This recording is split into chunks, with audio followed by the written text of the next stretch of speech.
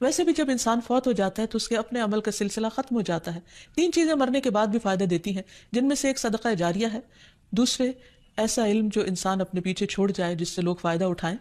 اور تیسرے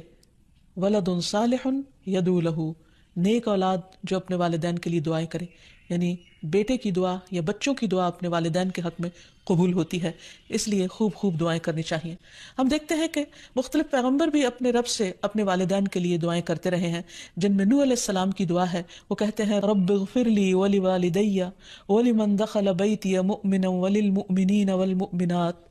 اے میرے پروردگار مجھے بخش دے اور میرے والدین کو بخش دے اور ہر اس شخص کو جو میرے گھر میں مومن کی حیثیت سے داخل ہوا ہو ان سب کو بھی بخش دے.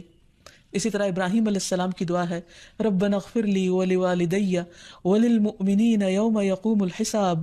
اے ہمارے پروردگار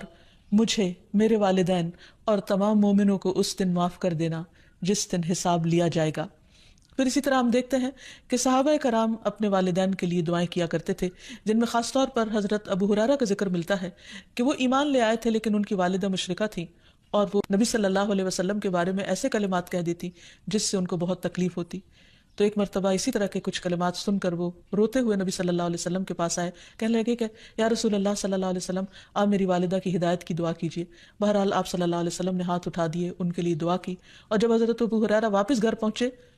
تو ان کی والدہ اسلام قبول کر چکی تھی.